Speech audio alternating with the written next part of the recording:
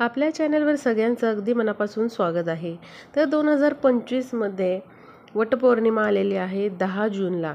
वटपौर्णिमेचा सण हा प्रत्येक सौभाग्यवती महिलेसाठी अगदी खास असा दिवस असतो। या दिवशी प्रत्येक सौभाग्यवती महिला आपल्या पतीच्या दीर्घायुष्यासाठी, त्याच्या उत्तम प्रगतीसाठी वटपौर्णिमेचे व्रत करत असते, उपवास करत असते आणि त्याचबरोबर वडाची पूजा देखील करत असते।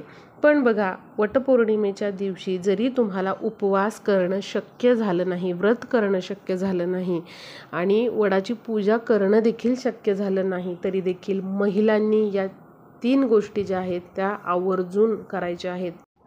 जरी तुम्हाला वटपौर्णिमे दिवशी वडाचं पूजन करणं शक्य झालं नाही, उपवास करणं शक्य झालं नाही, तरी देखील या गोष्टी तुम्ही चुकवू नका। बऱ्याच वेळेला महिला वर्किंग असतात किंवा व्यवसाय नोकरी असते, त्यामुळे या दिवशी वडाचं पूजन करणं शक्य झालं नाही, तर तुम्ही या जर 3-4 गोष्टी केल्या तर बघा वटपौर्णिमेचं संपूर्ण फळ तुम्हाला मिळणारच आहे। त्यामुळे बघा, जरी तुम्हाला पूजन करता आलं नाही वडाचं किंवा उपवास करता आला नाही वटपौर्णिमे दिवशी, तरी पण या गोष्टी तुम्ही चुकवू नका। आपल्याला ह्या 3-4 गोष्टी ज्या आहेत महिलांनी त्या कटाक्षाने अगदी न विसरता करायच्या आहेत। त्याचबरोबर तुम्हाला या दिवशी एका वस्तूचं दान करायचं आहे। जर तुम्ही या वस्तूचं दान वटपौर्णिमेच्या दिवशी करत असाल तर तुम्हाला नक्कीच यामुळे पुण्याची प्राप्ती मिळते आणि अखंड सौभाग्याची प्राप्ती होते। त्यामुळे बघा, वटपौर्णिमे दिवशी तुम्हाला काहीही करणं शक्य झालं नाही, ही वस्तू तुम्ही दान करा। या 2-3 गोष्टी मी तुम्हाला सांगणार आहे। महिलांनी या दिवशी त्या कटाक्षाने पाळा, बघा तुमचं व्रत नक्कीच सफल होणार आहे किंवा वटपौर्णिमेचा जे काही शुभ लाभ आहेत ते नक्कीच तुम्हाला मिळणार आहेत। त्याचबरोबर गरोदर महिलांनी देखील एक गोष्ट करायची आहे। जरी तुम्हाला वडाचं पूजन करणं शक्य नाही आहे किंवा मग उपवास करणंही शक्य नाही, फक्त एक गोष्ट तुम्ही करा, नक्कीच तुम्हाला वटपौर्णिमेचं फळ हे मिळणार आहे। तर ती कोणती गोष्ट आहे हे देखील मी तुम्हाला व्हिडिओच्या शेवटी सांगणार आहे। आणि बघा, बऱ्याच वेळेला काही कुटुंबामध्ये, घरांमध्ये वडाचे पूजन केले जात नाही, मग त्या देखील महिलांनी वटपौर्णिमेच्या दिवशी या गोष्टी तुम्ही करू शकतात। जरी वडाचं पूजन तुमच्या घरामध्ये, घराण्यामध्ये पद्धत नसेल, करत नसतील, तरी देखील या गोष्टी महिलांनी नक्की करा। नक्कीच तुम्हाला वटपौर्णिमेचं पुण्यफळ हे प्राप्त होणार आहे, हे लक्षात घ्या। तर आता आपण व्हिडिओला सुरुवात करूया। मी तुम्हाला सांगते की वटपौर्णिमेच्या दिवशी जरी तुम्हाला वडाचं पूजन करणं नाही शक्य झालं, उपवास नाही शक्य झाला, काही शक्य झालेलं नाही आहे, तुम्ही बिझी आहात, वर्किंग आहात, तरी देखील तुम्ही या गोष्टी तुम्हाला वेळ मिळतील तशा करा, या गोष्टी पाळण्याचा प्रयत्न करा आणि व्हिडिओ तुम्ही बघा, म्हणजे तुम्हाला पूर्ण माहिती मिळेल। तर बघा, वटपौर्णिमा आहे 10 जूनला, 10 जून 2025ला मंगळवार आहे त्या दिवशी, आणि तो वटपौर्णिमेचा दिवस आहे। ज्या कोणत्या महिला वटपौर्णिमे दिवशी उपवास करणार असतील त्या करू शकतात। आता उपवास करताना तो संपूर्ण दिवस करावा का, तर तसं काहीही नाही आहे। वडाचं पूजन करून येईपर्यंत तुम्ही उपवास करू शकता आणि वडाचं पूजन करून घरी आल्यानंतर तुम्ही जे सात्विक जेवण आहे ते जेवू शकता। म्हणजे ज्या व्रत करणार आहेत त्यांच्यासाठी मी थोडक्यात माहिती सांगते, आणि ज्या महिला उपवास करणार नाहीत त्यांनी फक्त त्या दिवशी काय करायचं आहे, सात्विक आहार घ्यायचा आहे। ज्या करणार आहेत त्यांनी अर्ध्या दिवसाचा उपवास केला तरी चालेल। थोडक्यात मी शुभ मुहूर्त सांगते। तर मंगळवारी 10 जूनला सकाळी 8 वाजल्यापासून ते दुपारी 2:05 वटपौर्णिमेचा शुभ मुहूर्त आहे। या शुभ मुहूर्तामध्ये तुम्ही वडाचं पूजन करून यायचं आहे, आणि एवढ्या शुभ मुहूर्तामध्ये तुम्ही उपवास केला तरी चालेल, वडाचं पूजन करून आल्यानंतर जेवण केलं तरी चालेल। आता बघूयात, वटपौर्णिमे दिवशी ज्यांना उपवास करणं शक्य नाही आहे, वडाचं पूजन करणं शक्य नाही आहे, किंवा बघा वयामुळे किंवा थोडंसं काहीतरी आपल्या आरोग्याच्या तक्रारींमुळे काही महिलांना जाणं शक्य होत नाही वडाला, तर त्यांनी देखील या गोष्टी करू शकता। नक्कीच तुम्हाला यामुळे वटपौर्णिमेचं शुभ फळ प्राप्त होणार आहे। तर बघा, काय करायचं आहे, सकाळी उठल्या उठल्या आधी महिलांनी स्नान करून घ्यायचं आहे। स्नान न करता तुम्ही स्वयंपाकघरामध्ये जाऊ नका, आधी स्वच्छ स्नान करून घ्या, केसावरून पाणी घ्या आणि त्यानंतर नित्य देवपूजा महिलांनी करा।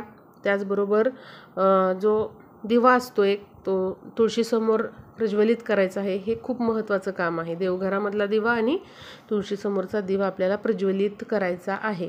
तुळशीला हळद कुंकू वाहून घ्यायचं आहे.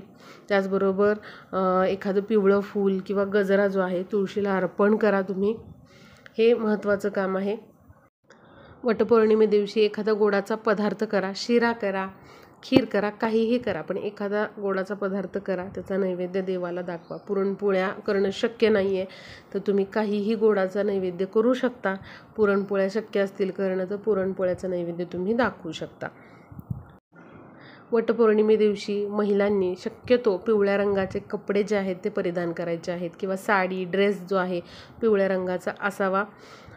आणि बघा, जेव्हा आपण पौर्णिमेच्या दिवशी पिवळ्या रंगाचे वस्त्र परिधान करतो तेव्हा आपला गुरु जो आहे तो अत्यंत बलवान होत असतो.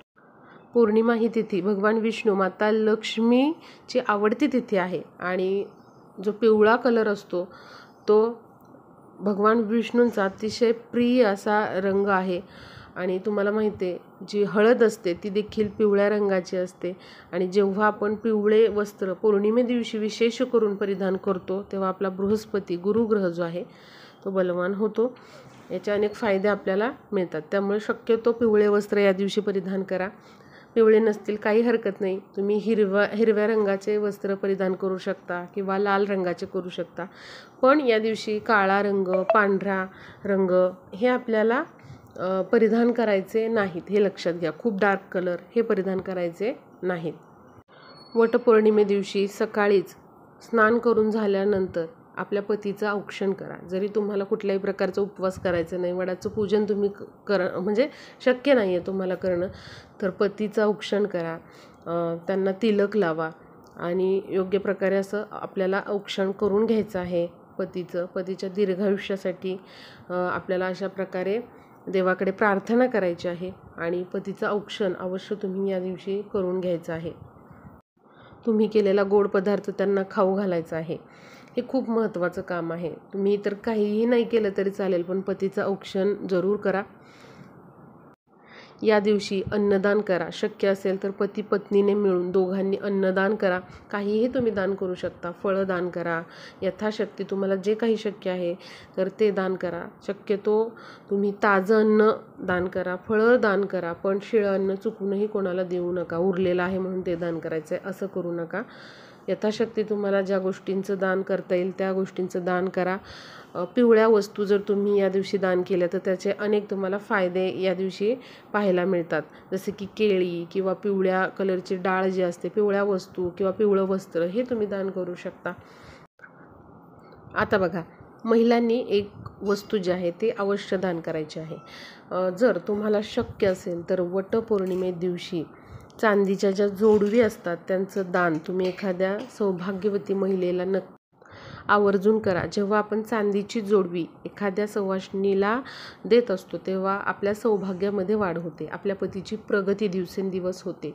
हे लक्षात घ्या. आपला चंद्रग्रह जो आहे तो प्रबळ होतो. आणि चांदीच्या जोडवीबरोबर तुम्ही एक गजरा जो आहे तो सवाशीण महिलेला अवश्य द्यायचा आहे.